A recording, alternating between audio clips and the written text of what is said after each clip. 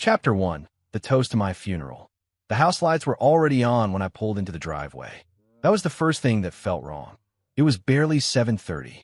On most nights, the living room would be dim, the television murmuring softly while Beatrice scrolled through her phone and the girls drifted in and out of the kitchen. But tonight, every window glowed. Warm, inviting, almost theatrical. I killed the engine of my Mercedes and sat there for a moment, hands resting on the steering wheel. I had just returned from Valencia, 3 days negotiating a logistics contract that would secure my company another year of expansion. I should have felt satisfied. Instead, I felt tired.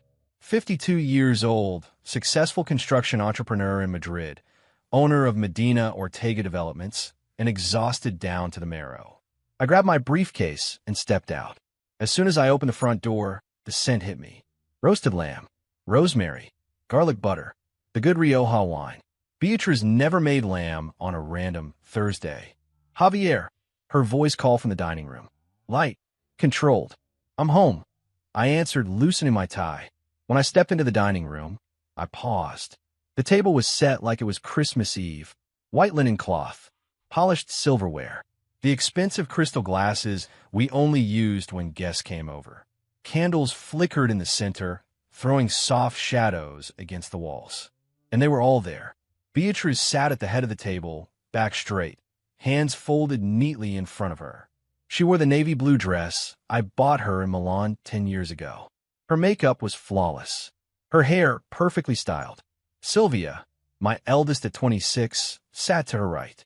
Impeccable posture, business casual blazer, the same sharp eyes that always measured before speaking.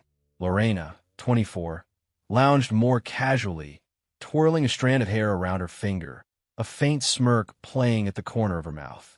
Claudia, the youngest at 23, was scrolling through her phone, but when she looked up at me, her expression wasn't neutral. It was expectant. Wow, I said slowly. Did I miss a holiday? Beatrice smiled. It didn't reach her eyes. No, we were just waiting for you. I set my briefcase down beside the wall. Everything okay?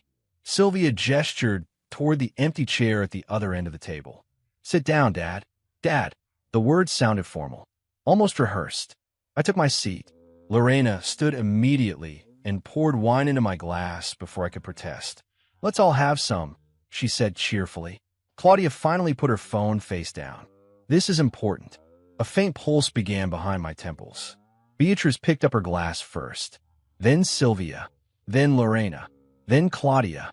Her glasses raised. I hadn't even taken off my jacket. What's going on? I asked. Beatrice inhaled slowly. Javier, we've been meaning to talk to you. There it was. The tone. Calm. Clinical. I see, I said. She didn't hesitate. I want a divorce. The word landed in the center of the table like a dropped knife. Divorce. No tremble in her voice. No tears. Just a statement of fact. I didn't react immediately. I simply stared at her, studied her face the way I would study a contract before signing it. Sylvia was watching me carefully. Lorena bit her lip like she was suppressing something. Claudia shifted in her seat. I think, Beatrice continued evenly, it's time we stop pretending this marriage works. Silence stretched. Then, clink. Sylvia lightly tapped her glass with her fork and smiled. To Mom, she said brightly. Lorena lifted her glass higher. To Mom finally being happy. Claudia let out a small laugh. About time, honestly. They turned toward Beatrice. Hooray, Lorena added playfully. Mom will finally be happy. They drank. I didn't move. I watched my daughters toast the end of my marriage like it was a promotion announcement. You knew about this? I said quietly. Sylvia met my gaze without flinching. Of course we did. It's not sudden, Claudia added. It's been coming for years. Lorena leaned back in her chair. You can't say you're surprised. I folded my hands together on the table. Explain it to me, I said. Beatrice exhaled slowly. Javier, you're a good man, a responsible man, but you were never really here. I built this house, I replied calmly. Yes, Sylvia said quickly. You built the house. Lorena tilted her head. You paid for everything. Claudia gave a small shrug. That's not the same as being a father. The air in the room felt thinner. I attended your graduations, I said. You attended, Sylvia agreed. You didn't participate. You were always working, Lorena added. For us, I said. Claudia laughed softly. That's what you always say. Beatrice leaned forward slightly. You were emotionally unavailable, Javier. The girls needed connection, warmth. I provided stability. You provided money, Sylvia corrected gently. The word hung there. Money. Lorena swirled her wine. You're reliable, responsible, predictable, safe, Claudia added. Beatrice's lips pressed together before she spoke again. But I haven't been happy in a long time. And this dinner? I asked. This celebration? Sylvia didn't hesitate. We just don't think anyone should stay in a marriage that makes them miserable. Lorena nodded. Mom deserves more. More what? I asked evenly. Claudia answered this time. More than just a provider. The dismissal in her tone was subtle, but sharp. I looked at each of them slowly. 28 years of marriage. 26 years of fatherhood. School fees. Dance classes. Private tutors. University tuition. Apartments co-signed. Cars purchased. Vacations paid. And tonight, I was being evaluated like a defective appliance. You could have spoken to me privately, I said. Beatrice's expression hardened just a fraction. We wanted transparency. Sylvia leaned in. And fairness. Lorena added, It's not like this is a shock. Claudia looked directly at me. You never really fought for us emotionally anyway. That one lingered. I reached for my wine glass. Finally, I took a slow sip. It tasted expensive, carefully chosen, prearranged. So, I said, placing the glass down gently, what happens now? Beatrice straightened her posture. We'll divide assets amicably. The lawyers have drafted preliminary terms. Already? I asked. Sylvia nodded. It's practical. Lorena smiled faintly. You always taught us to be practical. Claudia crossed her arms. No drama. Just clean separation. I studied their faces again. No hesitation. No grief. Only anticipation. They had rehearsed this. Beatrice softened her voice slightly. This is for the best, Javier. For whom? I asked. For everyone, she replied. Sylvia lifted her glass again, almost casually. To new beginnings. Lorena followed. Claudia too. 3 glasses raised. I did not lift mine this time. They drank anyway. I watched. That night, long after the dishes were cleared and the house went quiet, I sat alone in my office. The faint hum of Madrid traffic filtered through the closed windows. My briefcase sat unopened on the desk. On the wall behind me were framed photographs, birthdays, beach trips, Christmas mornings. Smiling faces. My family. I stared at one picture in particular. Sylvia at 8 years old, missing her front tooth, clutching a science fair ribbon. I remembered staying up until 2 in the morning, helping her build that project. Emotionally unavailable. Just a provider. Mom will finally be happy. I leaned back in my leather chair and replayed every word, every expression, every glance they shared. Something inside me shifted. Not heartbreak, not rage. Something colder, something precise. I didn't explode. I didn't argue. I watched. And that night, in the quiet of my office, something began to form. Not grief. Calculation. Chapter 2. The letter that started all. 2 months earlier. Valentine's Day. I have never cared much for the holiday. Restaurants inflate their prices. Florists triple their rates. Men who forget are punished. Men who remember are simply expected. After 28 years of marriage, romance becomes quieter, less about red roses and more about routine stability. Still, I had stopped by a boutique florist near Grand Via that morning. A modest bouquet. White lilies. Beatrice's favorite. I instructed my assistant to make a dinner reservation at a refined restaurant overlooking Plaza Mayor. Nothing extravagant, just appropriate. The envelope arrived just after noon. It was delivered with the regular office mail, utility bills, supplier invoices, municipal permits. My secretary, Marta, knocked lightly and placed the stack on my desk. Happy Valentine's Day, Javier, she said warmly. Thank you, Marta, I replied without looking up from the contract in my hands. After she left, I sorted through the pile mechanically. Invoice, bank notice, marketing proposal, then a plain white envelope. No return address, no stamp indicating business origin. My name written in block letters. Not printed, not elegant, just deliberate. I frowned slightly. For a moment, I assumed it was a client complaint or perhaps an unsigned proposal. I slid it open with my letter opener and pulled out a single folded sheet of paper. No greeting, no signature, just one sentence. The girls you call daughters don't share your blood. I stared at it. Then I let out a short laugh. Ridiculous, I muttered to myself. The kind of cheap sabotage competitors sometimes attempt when they lose a contract. Envy is common in Madrid's construction industry. Anonymous accusations are not unusual. I folded the paper once and tossed it back on my desk. Petty, childish, transparent. But 5 minutes later, I found myself picking it up again. The handwriting was uneven, almost rushed. There were faint impressions in the paper, as if the writer had pressed hard while forming each letter. Not share your blood. An ugly phrase. I leaned back in my chair. Absurd, I said out loud, as if speaking it would make it vanish. My daughters, Sylvia, Lorena, Claudia. I had held each of the minutes after birth. I had cut umbilical cords. I had signed birth certificates. I had paid hospital bills. The accusation felt almost laughable.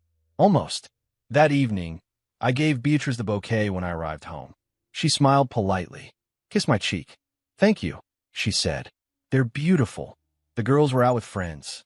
The house was quiet. We ate dinner without much conversation. She scrolled through her phone between bites. I mentioned a new housing development contract.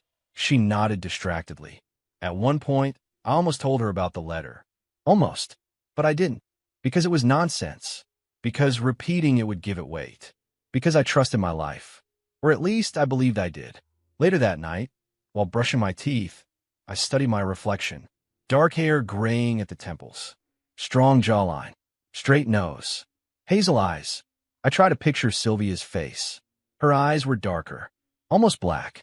Lorena had softer features, a narrower nose. Claudia's hair had always been lighter than either mine or Beatrice's. Genetics are unpredictable, I reminded myself. Children do not always mirror their fathers. Still, a faint discomfort lingered. The next morning, I opened the home filing cabinet in my office before leaving for work. Inside were neatly organized folders. Insurance policies, school records, medical documents. I pulled out the medical file from when Sylvia was born. Blood type. O positive. I am a positive. Beatrice is B positive. I paused. It had been decades since I reviewed those forms. I had never thought twice about them. I told myself I was misremembering basic genetics. I closed the folder, but instead of walking away, I opened Lorena's file. O positive. Then Claudia's. O positive. 3 children. Same blood type. Different from mine.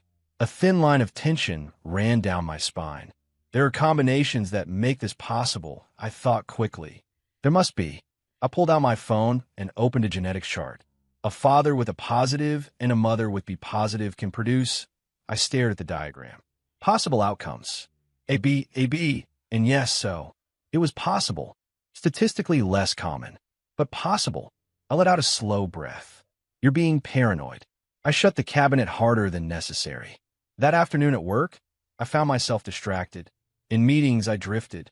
When a project manager asked for my input on steel procurement timelines, I had to ask him to repeat the question. That night, I couldn't resist something I hadn't done in years. I went into the living room and took down old photo albums. Page after page. Sylvia at age 3. Lorena at 5. Claudia missing her front tooth. I studied their faces with a scrutiny that felt almost criminal. None of them had my jawline. None had my ears. None had my eyebrows. Claudia had dimples. No one in my family had dimples. You're being insane, I whispered to myself. Beatrice walked into the room and saw the albums spread across the coffee table. What are you doing? She asked casually. Just reminiscing, I replied evenly. She smiled faintly. That was a long time ago. Her tone was neutral, but something about her posture, slightly guarded, lodged in my mind. I remember the pregnancies. Sylvia's conception had happened quickly after Beatrice and I started dating seriously. Lorena's pregnancy felt rushed. Claudia's came during a period when I was traveling extensively for a major expansion. I remembered Beatrice being oddly protective during those months, distant at times, emotionally unavailable in ways I never questioned. Because I was working, because I trusted her, because that is what husbands do. That night, I lay in bed beside her, staring at the ceiling. She fell asleep quickly, her breathing slow and steady. I listened to it, and I replayed the sentence again. The girls you call daughters don't share your blood. It echoed, over and over. I turned onto my side, watched her face in the dim glow of the street lights filtering through the curtains. Was there something I had missed? A look, a hesitation, a gap in time.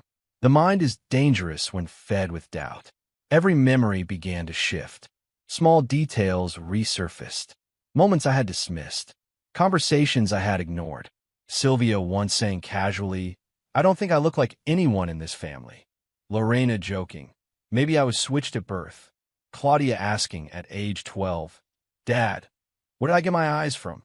At the time, I laughed. Now those words felt different. Sharper. I checked the clock. 2:17 a.m. Sleep would not come. My chest felt tight, not with heartbreak, but with something far worse. Uncertainty. By 3 in the morning, I was sitting upright in bed. By 4, I was in my office downstairs, staring at the anonymous letter under the desk lamp. I read it again, slowly. Every letter, every indentation of ink.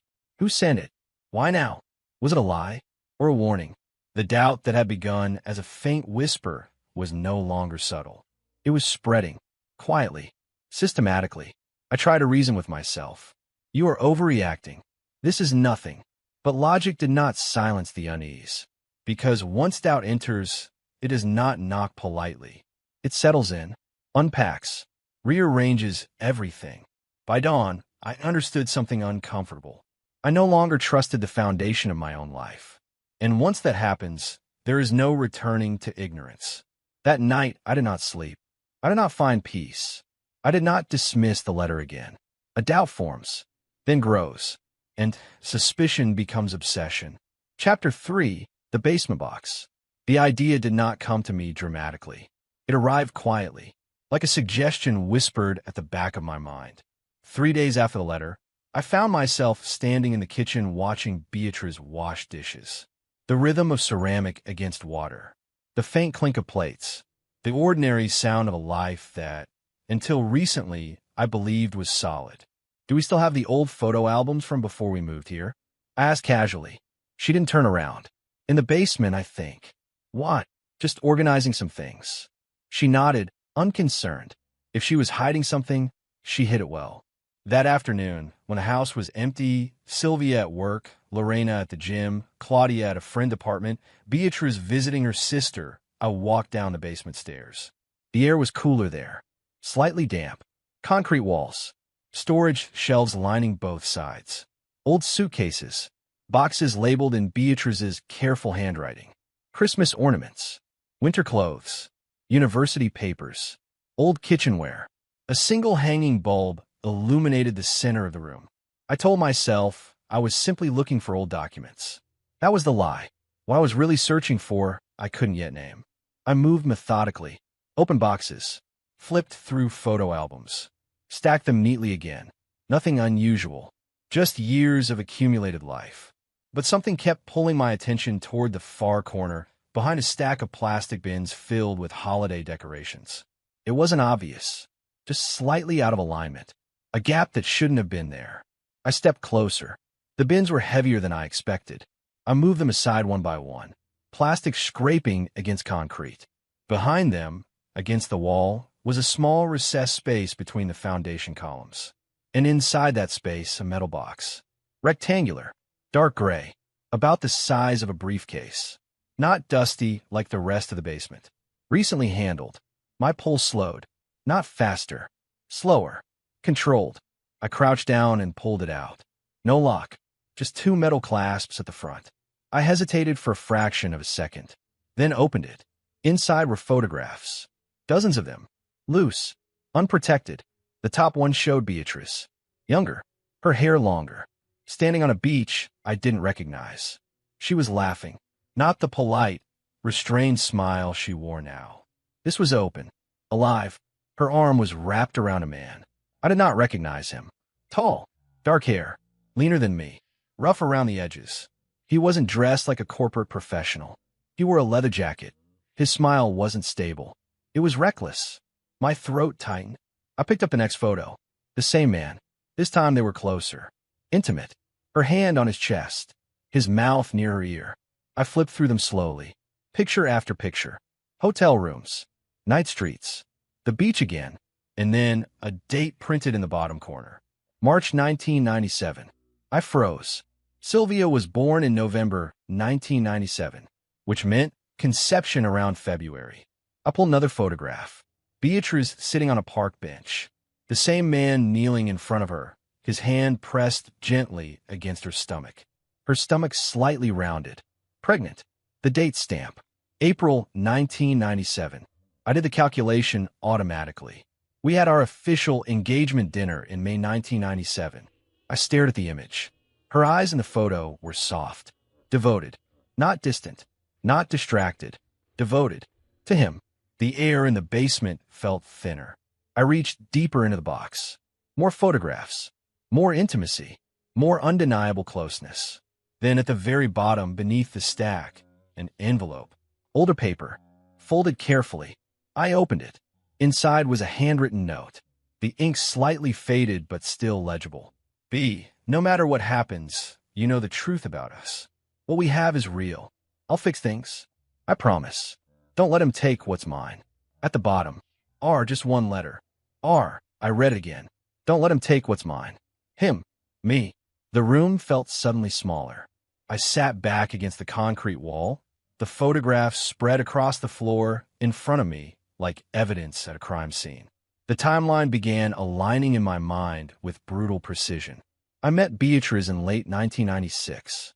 We started dating seriously early 1997. She told me she had ended a complicated relationship before meeting me. I had believed her, because I wanted to. Sylvia's pregnancy had been presented as a beautiful surprise, a miracle, a fast blessing. Now, holding the dated photograph of her pregnant body beside another man, just weeks before our engagement, it wasn't a miracle. It was overlap. Lorena's birth came 2 years later.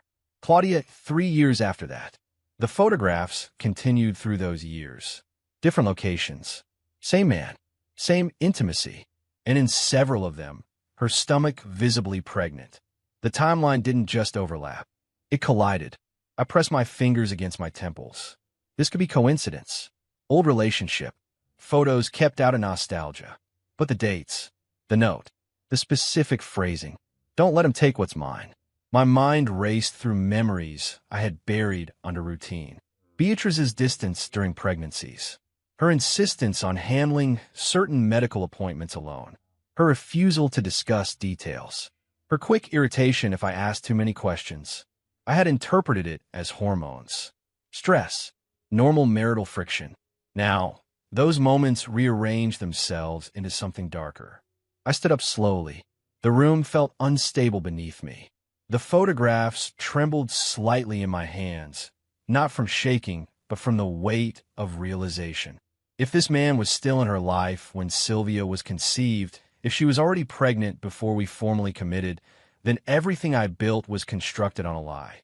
But photographs are not DNA. Photos prove intimacy. They do not prove paternity. I closed the metal box carefully, placed everything back exactly as I found it, slid it into its hidden space, res-tacked the holiday decorations precisely, wiped dust across the bins to erase disturbance. Then I stood there in the dim basement light for a long moment, listening to my own breathing. The realization pressed against my chest like concrete. Suffocating. But suffocation is not proof. And I am not a man who acts on suspicion alone. I turned off the basement light and walked back upstairs. My reflection in the hallway mirror looked different. Not broken. Not enraged. Sharpened. I now had physical evidence of betrayal. Of deception. Of a timeline that did not align with the life I believed I lived. But evidence of an affair is not certainty of fatherhood. And certainty is what I require. The realization is suffocating, but I still need certainty. Chapter 4, DNA doesn't lie. I have built my life on verification. Blueprints are reviewed. Contracts are audited. Numbers are double-checked. Concrete does not forgive miscalculations. Neither does truth. 3 days after finding the metal box in the basement, I made a phone call I never imagined I would make. Hector Campos Investigations. A woman answered briskly. I need to speak with Hector Campos, I said. And your name? Javier Medina Ortega. There was a pause, recognition perhaps. My company name carried weight in Madrid. One moment. A few seconds later, a deeper voice came on the line. Calm, controlled. Senor Ortega, how can I help you? I need a private consultation, I replied. Discretion is not optional. He didn't ask questions over the phone. Tomorrow, 10 in the morning. My office, Calle de Serrano. I'll be there. Hector Campos was in his mid-40s. Clean-shaven, observant eyes. The kind of man who scanned exits before sitting down. His office smelled faintly of old paper and espresso. He gestured toward a leather chair. Tell me what you need. I didn't dramatize it. I didn't ramble. I handed him the anonymous letter first. He read it without expression. Then I slid one of the photographs across the desk. The beach one, the date visible. His eyes flicked to me. How long have you been married? He asked. 28 years. And you suspect? I suspect nothing. I interrupted evenly. I require confirmation. He leaned back slightly. Paternity? Yes. He studied me carefully. All three. Yes. A small silence settled between us. This will be delicate, he said. If you want court-admissible results, procedures must be precise. Chain of custody. Certified lab. Cost is irrelevant. He nodded. We will need DNA samples from your daughters. I assumed as much. Hair with root. Used toothbrushes. Drinking glasses. Anything viable. Discreetly obtained. They cannot know. They won't. I held his gaze. And if the results confirm biological relation? Then you burn the letter, he replied. And you sleep peacefully. I almost smiled. Sleep. I hadn't done much of that lately. Collecting the samples was disturbingly simple. Sylvia visited the house that Sunday afternoon to pick up some documents she had left behind. She drank coffee in the kitchen while discussing a marketing campaign at her firm. You look tired, Dad, she said casually. Busy week, I replied. When she left, her porcelain cup remained on the counter. I picked it up, not emotionally, mechanically. Lorena stayed over 2 nights later. She used the guest bathroom. Her toothbrush went missing the next morning. Claudia, as usual, was careless. A strand of her long hair remained caught in the back of the sofa after she stood up. I collected everything in sealed plastic envelopes. Each time I did it, something inside me recoiled. This was not how fathers behaved, but I was no longer certain what I was. I delivered the samples to Hector personally. He inspected each one carefully, labeling them with professional detachment. The lab will require approximately 10 days, he said. 10 days. I have overseen multi-million euro projects that moved faster than that. Waiting is a different kind of torture. At work, I bury myself in contracts. At home, I studied faces. Beatrice laughed one evening at something Claudia said. I watched her expression closely. Was there guilt there? Or was I imagining it? During dinner one night, Lorena told a story about a coworker. You always overthink things, Dad, she said jokingly when I asked a follow-up question. Overthink. If only she knew. At 3 in the morning, I would wake and stare at the ceiling. I replayed the pregnancies in my mind. Sylvia's birth. I remembered holding her in the hospital room. Beatrice exhausted but glowing. You're a father, she had whispered. Was I? Lorena's first steps in the living room. Claudia, crying on her first day of school. Memories do not feel false. They feel lived. But memory does not share DNA. On the 8th day, I called Hector. No update yet, he said calmly. Call me the moment you have them. I will. The 10th day passed. Nothing.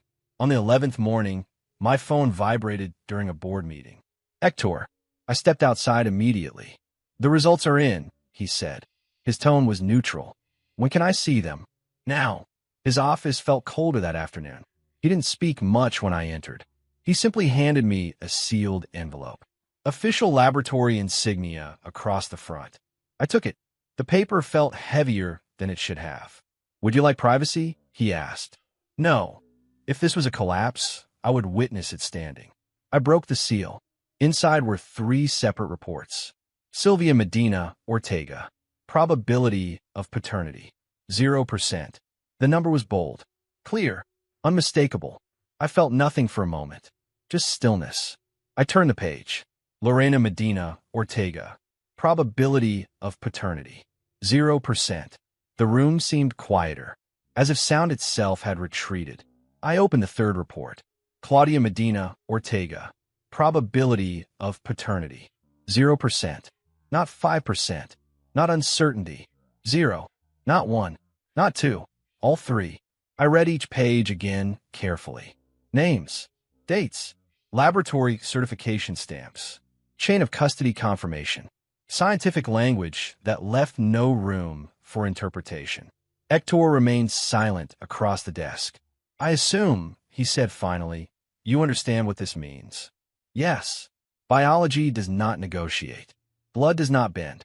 DNA doesn't lie. 28 years. Birthdays. School fees. University tuition. Late nights at work to secure their future. All built on absence. I stared at the papers for a long time, searching for error, mislabeling, anything. There was none. The man in the photographs. The letters signed are the pregnancy's overlapping timelines. The guarded expressions. It aligned now. Perfectly. Pain did not come the way I expected. There were no tears, no shouting, no pounding fists. Instead, there was clarity. A sharp, surgical kind of clarity. I placed the reports back into the envelope, smoothed the edges, folded it once. Carefully. Do you require further investigation? Hector asked. Yes, I replied calmly. I want to know who their biological father is. He nodded slowly. That could be arranged. I stood. The weight in my chest was not grief. It was calculation. Thank you, I said. As I walked out of his office and into the bright Madrid afternoon, the city noise rushed back around me. Cars, voices, distant sirens. Life continued, unaware that mine had just been dismantled at the molecular level. I did not cry. I did not collapse. I got into my car, sat still for a full minute, and began to think. I stared at the paper for a long time, then folded it carefully. He does not cry. He plans. Chapter 5, The Real Father. Hector called 4 days after the DNA results. I have a name, he said. That was all. No hesitation. No dramatic pause. Just a name waiting at the end of a line. When? I asked. Today. My office. I arrived 15 minutes early. The city looked different now. Madrid's polished facades, its glass towers and renovated boulevards felt like a stage set. Solid from a distance. Hollow underneath. Hector didn't offer coffee this time. He placed a thick manila folder on his desk between us. Ricardo Lopez Santos, he said. The name meant nothing to me. Yet, age? I asked. 55. Older than me. Hector opened the folder and slid the first document forward. Criminal record. The word homicidio stood bold across the top. Convicted 18 years ago, Hector said evenly. Bar altercation in Lavapiés. 17 stab wounds delivered to the victim. 17. I didn't react outwardly. Drug involvement? I asked. Chronic cocaine abuse. Prior arrest for possession. Assault charges in his 20s. Unstable employment history. He turned the page. Sentencing summary. 40 years. No parole eligibility until at least year 25. He is currently serving time at Centro Penitenciario Madrid 7. Hector continued. Prison. The word should have shocked me. It didn't. What struck deeper was the next photograph he slid across the desk. Prison intake photo. Ricardo Lopez Santos stared at the camera with defiance that bordered on amusement. Dark eyes. Hard. A scar running across his left eyebrow. Beard untrimmed. Expression unrepentant. I studied his face carefully, looking for resemblance. Sylvia's jawline. Lorena's eyes. Claudia's cheekbones. I saw fragments. God help me, I saw fragments. How certain are we? I asked. Timeline aligns, Hector replied. And there's more. He handed me a set of archived employment records. Beatriz Navarro Ruiz. Rehabilitation clinic assistant. Employment dates. 1994 to 1998. My stomach tightened. That clinic specialized in substance dependency, Hector said. Cocaine. Yes. Ricardo Lopez Santos was admitted there twice between 1995 and 1997. I didn't need him to finish the sentence. She met him there, I said quietly. Yes. Patient-staff relationship? Improper. Unethical. What happened? Hector opened another sleeve in the folder and revealed printed copies of visitation logs, dated years ago. Beatrice's name appeared repeatedly. Not once. Not twice. Dozens of times. The affair lasted 6 years. 6. While I was building my company from the ground up. While I was securing contracts. While I was preparing engagement dinners and planning a future. She continued seeing him even after you began dating, Hector said carefully. I can read dates, I replied. The first pregnancy. Sylvia's conception. February 1997. The engagement dinner. May 1997. The photograph in the basement. April 1997. Her rounded stomach. His hand resting on it. She was already pregnant before she met you formally, Hector confirmed. Before she met me formally. Which meant, when she looked into my eyes and spoke about a future, she was already carrying another man's child. And when he was arrested? I asked. Late 1998. After Lorena was born. Lorena. Second daughter. The timeline aligned too cleanly. What happened after his imprisonment? I asked. Beatrice stopped visiting within a year. No recorded contact after that. So she replaced him. Hector didn't respond. He didn't need to. The pattern was clear. She met a violent addict at a rehabilitation clinic.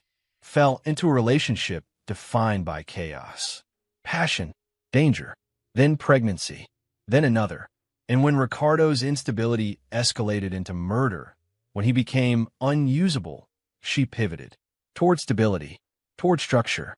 Toward a man with a growing construction firm and long-term prospects. Toward me.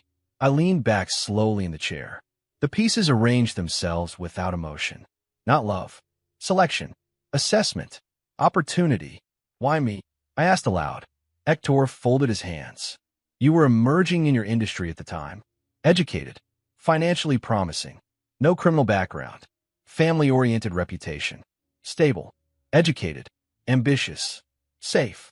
The words felt like a profile in a business acquisition report. She needed legitimacy. Hector continued. A father figure. Financial security. Social respectability. And I provided it. Yes. I stare at Ricardo's intake photograph again. 17 stab wounds. Drug addiction. Prison. This was the biological father of the 3 women who toasted my humiliation. A violent man. A murderer. And yet, she chose him first. The thoughts settled heavily. I wasn't the passion. I wasn't the fire. I was the contingency plan. Was there overlap beyond Sylvia? I asked. Yes, Hector said quietly. Evidence suggests the relationship continued intermittently through Lorena's early childhood. There is strong probability Claudia was conceived during a resumed contact period before his final incarceration. 3 pregnancies. 6 years. And I was present for none of the truth.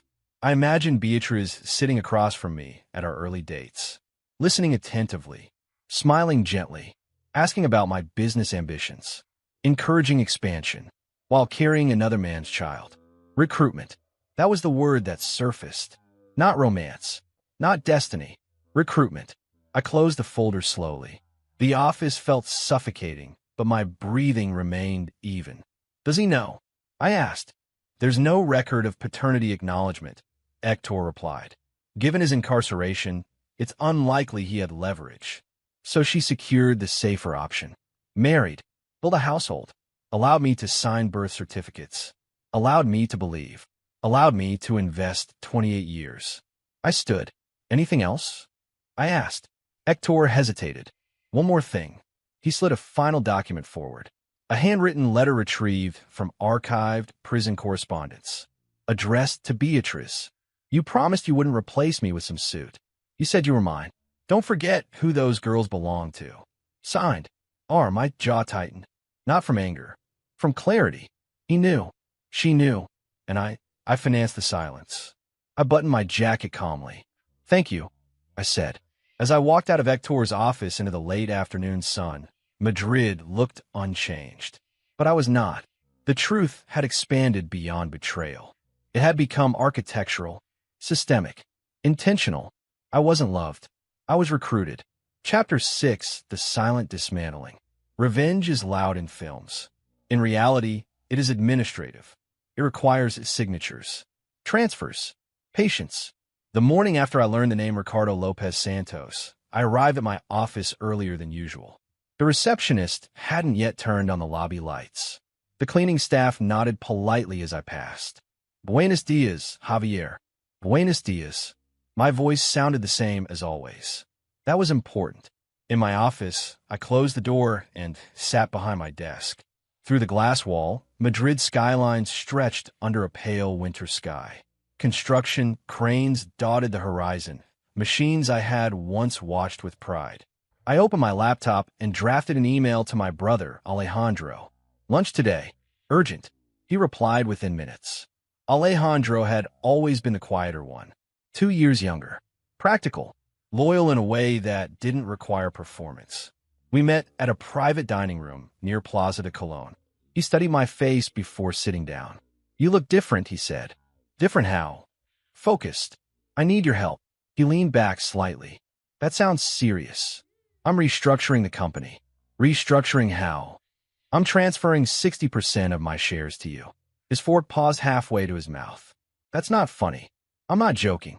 Why? He demanded. The company is stable. Profitable. There's no threat. I'm mitigating one. He watched me carefully. Is this about Beatrice? I didn't answer directly. The paperwork will reflect strategic diversification. Family asset protection. Alejandro lowered his voice. Are you in trouble?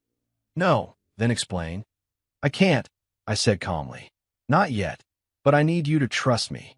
A long silence stretched between us. Finally, he nodded once. If you're doing this, I assume you've calculated it thoroughly. I have. And you're sure? Yes. He exhaled slowly. Then I'll sign whatever is required. The legal transfers began that week. Board members were informed of a structural adjustment for tax efficiency and expansion flexibility. My lawyers drafted airtight documentation. Alejandro officially became majority shareholder. On paper, I still ran daily operations. In reality, ownership had shifted. If divorce proceedings emerged, the valuation would tell a very different story. That same afternoon, I met with a private financial consultant. I need to reallocate liquidity, I told him. How aggressively, he asked. Significantly. We structured offshore holdings through legal channels. Nothing criminal, nothing reckless, just distance. Funds move quietly, digitally, invisible to anyone not looking with precision. At home, I maintained routine. I asked about Claudia's classes. Listened to Lorena complain about office politics. Nodded as Sylvia discussed investment strategies. They had no idea that the ground beneath them was being removed inch by inch. The credit cards were simple. I called the bank directly. I'd like to review the supplementary cardholders on my account, I said. All 3 daughters are listed, the representative confirmed. Cancel them. There was a brief pause. May I ask the reason, Senor Ortega? Reevaluation of financial independence. The cards were deactivated within minutes. That evening, Sylvia called. Dad, my card was declined at dinner. I know. What do you mean you know? I canceled it. Silence. Why? You're 26. Financial autonomy is overdue.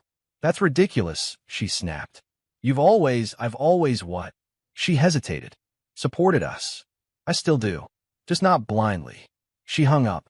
I felt nothing. Lorena's apartment was under my name as guarantor. I visited the bank in person. I'd like to withdraw my guarantee from property reference 4587. The manager looked surprised. That may require the tenant to present an alternative guarantor. I'm aware. Is there an issue?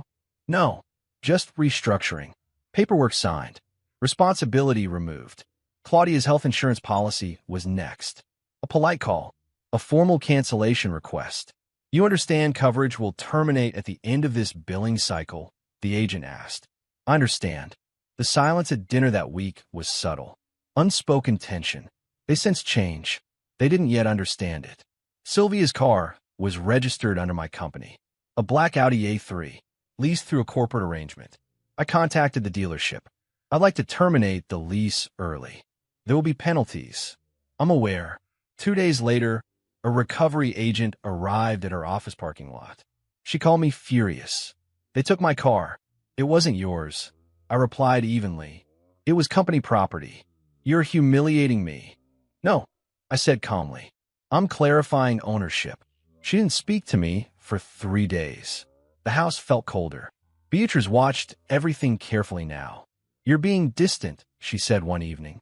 Am I? You've changed. Have I? Her eyes narrowed slightly. If you're trying to prove something, this isn't the way. I held her gaze. Prove what? She didn't answer, because she didn't yet know what I knew. The final step required precision. My will. I scheduled an appointment with my estate lawyer. Revisions? He asked. Complete restructuring. Beneficiaries remain the same? No, he raised an eyebrow. All assets to be transferred to Foundation Horizontes Infantiles. He blinked.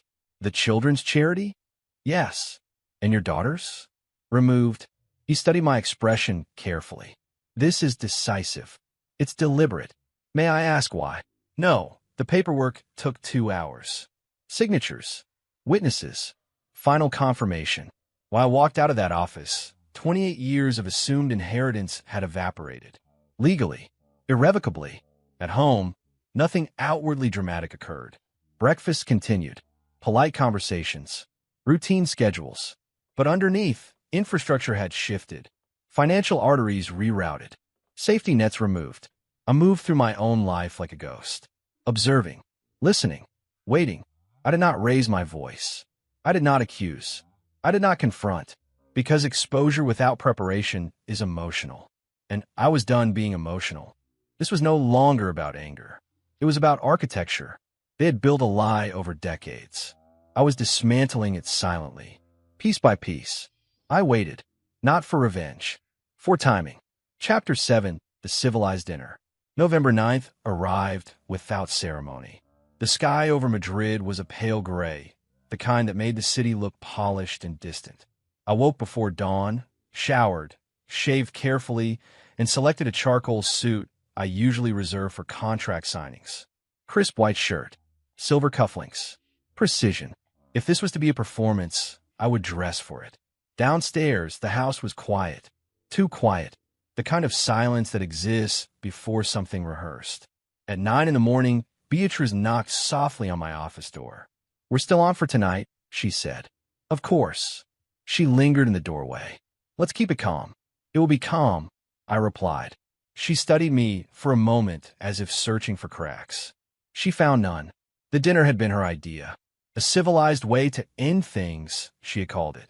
We would gather as a family one last time, review the divorce papers drafted by her attorney, and toast to a respectful separation. Respectful. The word had almost amused me. By 7 in the evening, the dining room looked identical to that night 2 months earlier. White linen, polished silverware, the same crystal glasses. But this time, there was no surprise. Everything was declared. Everything was supposedly transparent. Beatrice wore a cream-colored blouse and pearl earrings. Calm, controlled, almost luminous in her composure. Sylvia arrived first, carrying a leather portfolio. I've reviewed the asset division proposal, she announced as she kissed her mother's cheek. It's straightforward. Good, Beatrice said gently. Lorena followed, tapping on her phone. Let's just make this quick. I have plans later. Claudia came last, offering me a brief nod. Hi, Dad. Her tone was neutral, polite, distant. I took my seat at the end of the table. The lawyer was not present. The paperwork sat neatly stacked beside Beatrice's plate. Sylvia opened her portfolio.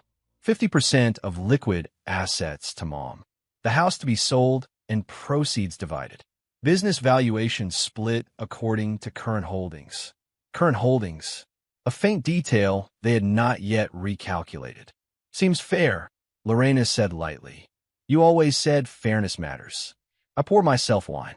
Of course, I replied. Beatrice folded her hands. We're not trying to hurt you, Javier. I almost admired the phrasing. Not trying. Claudia leaned back in her chair. This is just reality. And what reality is that? I asked evenly. Sylvia answered smoothly. That people grow apart. Lorena smiled faintly. And that mom deserves freedom. Freedom, I repeated. Beatrice met my eyes. Yes. The food was served, catered this time. Sea bass with lemon butter. Roasted vegetables. Expensive. Carefully curated. No one mentioned the past. No one acknowledged the quiet financial tremors that had already begun. They assumed stability. They assumed I would comply. Halfway through the meal, Sylvia lifted her glass. To new chapters, she declared. Lorena laughed softly. To Mom finally living her best life. Claudia added, and to healthy endings. They raised their glasses toward Beatrice. She smiled, slightly emotional now. Thank you, girls. They turned toward me expectantly. Waiting. I lifted my glass slowly. Not in celebration. In acknowledgement. To clarity, I said. They didn't understand the word. They drank anyway. Sylvia wiped her mouth with her napkin. So once this is finalized, we can move forward quickly. Forward where? I asked. Mom has options, Lorena replied. Travel. Maybe relocate. Claudia glanced at me. You'll be fine too. You're resilient. Resilient. The word sounded clinical. I set my glass down carefully. I assume you've all reviewed the financial statements thoroughly, I said. Of course, Sylvia answered. I went through them twice. And you're comfortable with the valuation? Yes. Beatrice reached for the documents. If we can sign tonight, we avoid unnecessary legal tension. Unnecessary. I watched them. The ease. The confidence. The subtle superiority. They believed they had already won. Lorena leaned toward her mother. Honestly, Mom, you should have done this years ago. Claudia nodded. You sacrificed too much. For what? I asked softly. Sylvia didn't hesitate. For stability. But stability isn't happiness. And happiness, I asked, is this. Beatrice's jaw tightened slightly. Don't turn this into something dramatic. I'm not, I said calmly. Lorena laughed lightly. Dad, please don't start one of your philosophical speeches. Claudia added, we're just trying to keep this mature. Mature. The irony almost impressed me. Beatrice lifted her glass again, a subtle final gesture. To freedom, she said. Sylvia echoed it. To freedom. Lorena and Claudia followed. For glasses raised. The sound of crystal touching crystal echoed softly in the room. I did not raise mine this time. Instead, I reached into the inside pocket of my suit jacket and withdrew a yellow envelope. Standard size. Unremarkable, except for its thickness. I placed it gently in the center of the table.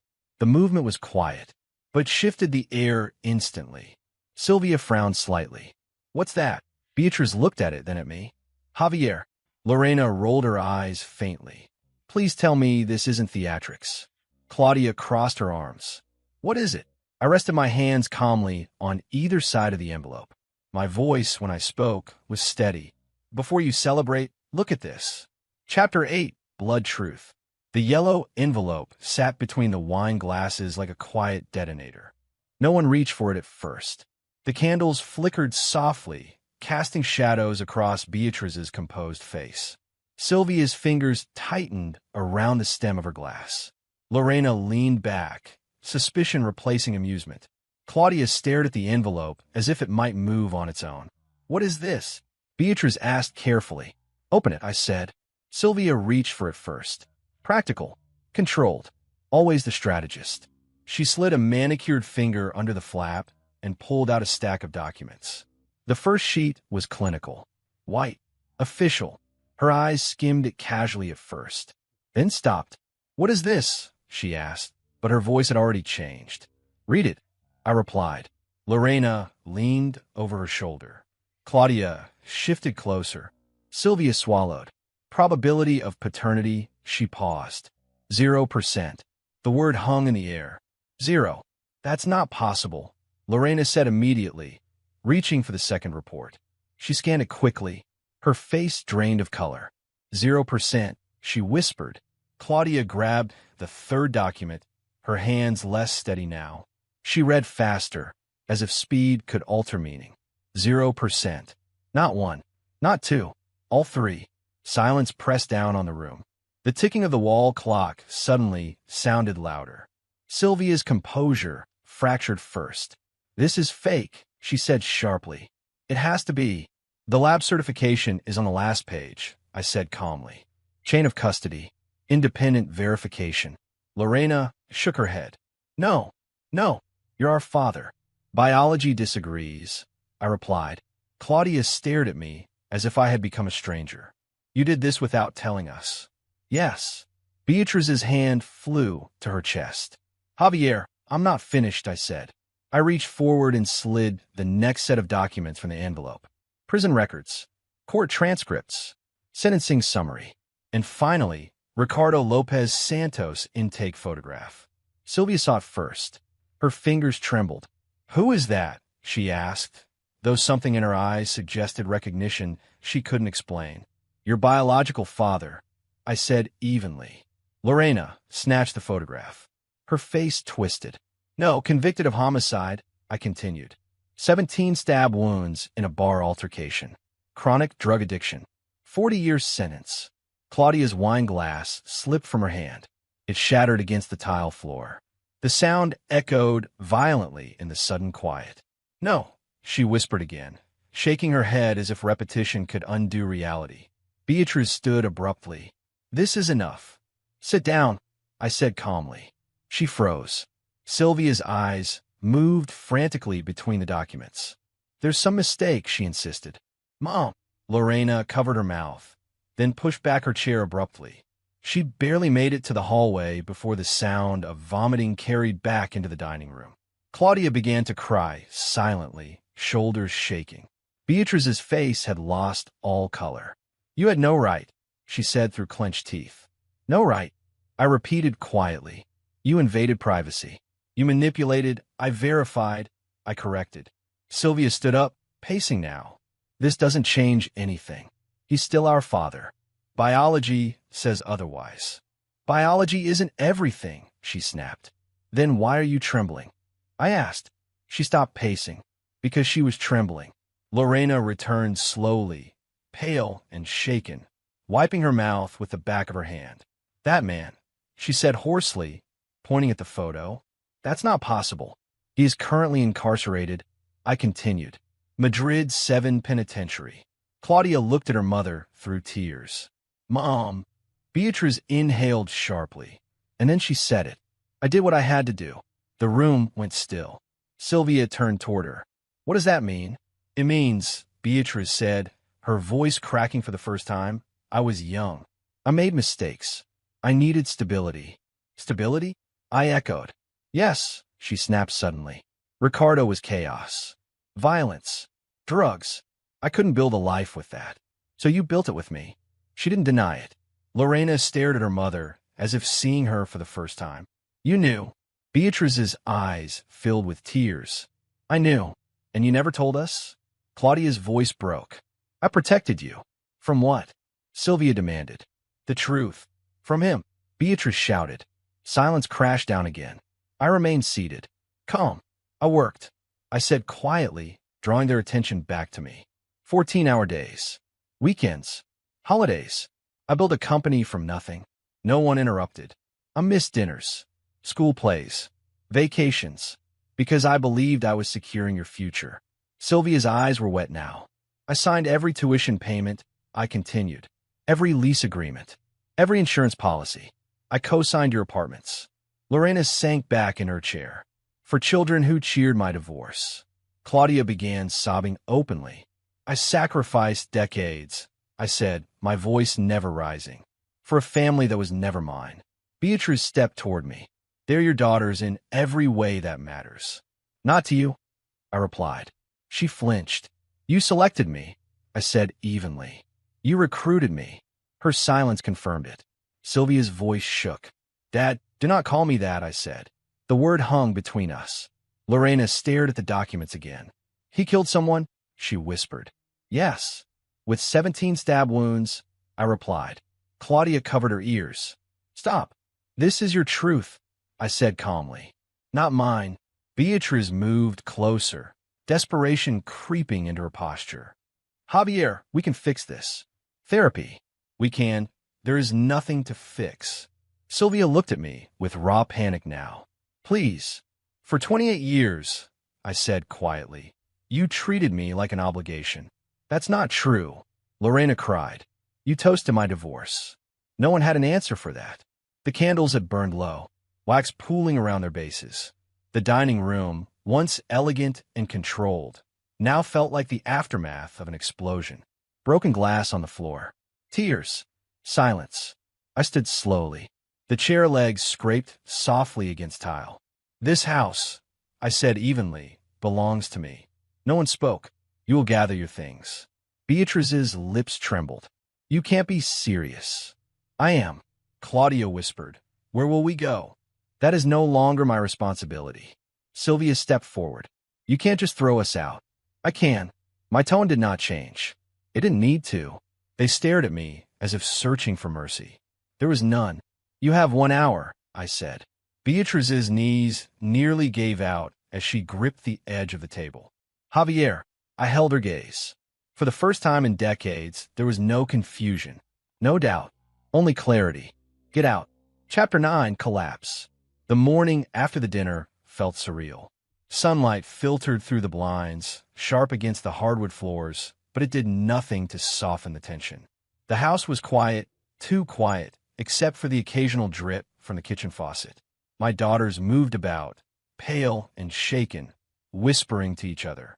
Beatrice lingered near the staircase, clutching her purse as if it were a lifeline. The first call came from the bank. Senor Ortega, we need to discuss the apartments you guaranteed, said a sharp voice on the line. I'm aware, I replied calmly. There's no alternative without your approval. The banks will freeze transactions, and tenants may face eviction unless new guarantors are provided. Not my problem anymore, I said evenly and hung up. I turned to see Sylvia standing in the hallway, her eyes wide. Dad, wait, this can't be real. We can get someone else too. I've already removed myself as guarantor, I said. Her lips trembled. But the apartments, the leases, they're no longer your safety net, I answered softly. Lorena backed away from the counter, her phone in hand. She was on hold with the university. They froze my tuition payments, she muttered. All of them. They won't process anything until a new guarantor is found. Claudia's voice wavered from the kitchen. Insurance. Gone. My health insurance. Everything. Dad, you can't do this. I did not raise my voice. I only observed. Sylvia's car had been repossessed the night before, and that fact had not yet fully registered. She opened the front door and saw the empty driveway. Her knees buckled slightly. My car gone? Yes, I said. It belonged to the company, not you. Her hands flew to her mouth. How could you? I did not steal, I said. I merely clarified ownership. Beatrice's face twisted, pale and incredulous. Javier, this is insane. You can't ruin them. I'm not ruining anyone, I replied calmly. I am enforcing truth and consequence. She turned sharply toward me. They're your daughters. They're not my daughters, I said quietly, letting the words linger. Not biologically, not in law. You celebrated my destruction last week. You cheered it. Tears streaked down Lorena's cheeks. We didn't mean it like that. You did. And now, reality aligns with intention. Beatrice fell back into a chair, her hands pressed against her face. You're being cruel, she said. No, I corrected. I'm being precise. The phone rang again. Another bank. Another credit card company. Each call brought the same news. Accounts frozen, balances called, cards deactivated. Their small world of conveniences collapsed like dominoes. Sylvia sank into the dining chair, shaking. We can't even pay for groceries, she said, her voice breaking. Lorena gasped. What about our phones, Dad? They'll disconnect everything. Everything, I said simply. Beatrice whispered. This is legal? Everything is legal, I said. Meticulously legal. Documented. Silence followed, heavy and suffocating. The kind of silence that makes the air itself feel sharper. Then the begging began. Sylvia knelt on the floor, hands pressed together like a child praying. Dad, please, we'll do anything. We'll apologize. We'll be better. Lorena dropped to her knees beside her. I'll pay back everything. Just don't Don't ruin us completely.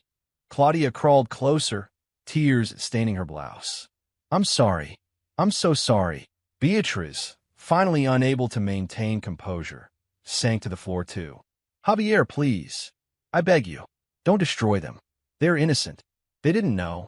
I remained standing, observing them. They looked up at me, their eyes wide, glistening, pleading. Dad, Sylvia whispered finally, her voice fragile and broken. The word hung in the room, small and tremulous. Hollow, I thought silently. I did not respond, because hollow words do not reverse decades of calculated betrayal, a celebrated humiliation, a manipulated truth. I did not cry. I did not yell. I only stood. I let them feel the weight of consequence. I let them confront the reality they had ignored for 28 years. And finally, after a long minute that felt like an eternity, they repeated it together, a chorus of desperation. Dad, please. I did not answer. The word was spoken, but the meaning was gone. Hollow, empty, ineffective. And that was the point. Chapter 10. The Man Who Walked Away. The house was quiet. Too quiet. Beatrice was on her knees in the center of the dining room, hands clasped together as if the floor itself might absolve her. Her eyes were red-rimmed, face streaked with tears, lips trembling. Javier, please, she whispered.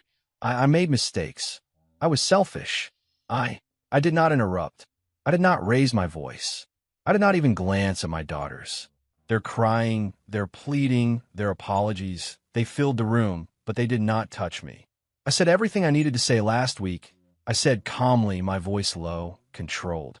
And nothing you can say now changes the facts. Beatrice's hands slid forward onto the floor. Please, we can fix this. We can start over. You can forgive. I shook my head slowly. No, the word was final. Not a pause, not hesitation, no lingering doubt. Just finality. You had 28 years, I said, my voice cutting through the silence. 28 years to treat me like family, to treat me like a person, not just a provider. And in return, you celebrated my destruction, cheered when I was humiliated, and betrayed me every step of the way. Silence. You chose instead to treat me like an ATM, I continued. A machine to fund your comfort. A wallet to maintain your lifestyle. That is the life you built for yourselves. I am done participating in it. Beatrice's lips trembled. But we, the girls, they're not mine, I said, finally turning my gaze toward the floor where Sylvia, Lorena, and Claudia sat, exhausted and defeated. Not by blood, not by choice, and certainly not by respect. The three of them flinched as if struck. I exhaled, slowly, deliberately. My chest felt lighter than it had in decades. Years of loyalty, sacrifice, and quiet anger now had space. The house no longer weighed on me. I reached the front door. Beatrice crawled toward me instinctively, as if her knees could hold back my decision. Javier, don't leave. Please, we can. I am leaving, I said. Firm, controlled, certain, not because I'm angry, not because I want revenge, but because I have nothing left to claim here. I walked past her, past the broken silence, past the trembling daughters. My shoulders were straight. My head was held high. Each step was deliberate. Where will you go? Beatrice called after me, desperation in her voice. A smaller place, peaceful, quiet, where the past cannot intrude, I replied. The foyer felt different with each step. The weight of betrayal, the echoes of laughter turned contempt, and a shattered illusion of family all remained behind me. I did not look back as the door clicked closed. The apartment I chose was modest, not ostentatious, not flashy. Clean lines, white walls, a small balcony overlooking a quieter street. It was mine, not theirs, not anyone else's. I unpacked slowly, deliberately.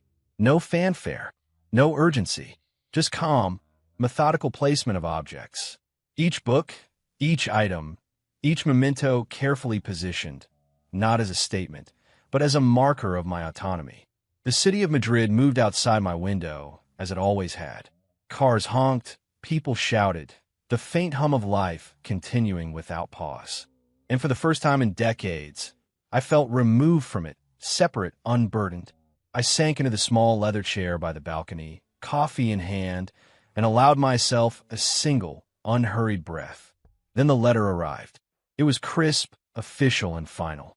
Confirmation from the Foundation Horizoni's Infantiles. All assets, all wealth previously intended for Beatriz and the girls, had been transferred to the children's charity. Complete. Irrevocable. Documented. I held it in my hands. The paper was heavy with significance, yet weightless in my chest. I did not feel greed, nor guilt, nor loss. I only felt completion. Outside, the city stretched endlessly, Madrid in all its chaotic beauty. The skyline was familiar. The streets, the rooftops, the distant cranes, they all reminded me of the life I had built with precision, with effort, with quiet endurance. And now, in this apartment, alone but unburdened, I was free. I looked at the skyline. Cool blue-gray dusk settling over the city. Lights flickered on in the distant buildings. Cars moved along avenues, carrying lives that would never intersect with mine again. I did not feel broken. I did not feel bitter. I felt finished. Every step, every calculation, every pause and decision had led here. I placed the letter on the small desk beside me. I did not fold it. I did not file it away. I let it sit, visible like a monument to certainty. No anger, no vengeance remaining. Only the cold, unshakable satisfaction of truth established. The room was silent except for the faint hum of traffic outside. I poured another cup of coffee, feeling its warmth seep into my hands. The city lights reflected in the glass of the balcony, and I let my eyes drift over the horizon. The past 28 years of sacrifice, deception, and humiliation had no grip on me anymore. I thought of Beatriz kneeling, pleading. I thought of the daughters crying and apologizing, finally uttering the word I had not heard with sincerity for decades. Dad, hollow, empty, ineffective. I'll let it be hollow, because in that hollowness I found clarity. I did not dwell on betrayal. I did not linger on anger. I did not entertain forgiveness. All that mattered now was control. Justice, delivered quietly, completely, irrevocably. I leaned back in the chair. The city continued beneath me, unaware. And for the first time in a lifetime, I was no longer part of the lie. I was simply finished. Not broken, not bitter, cold, controlled, and free.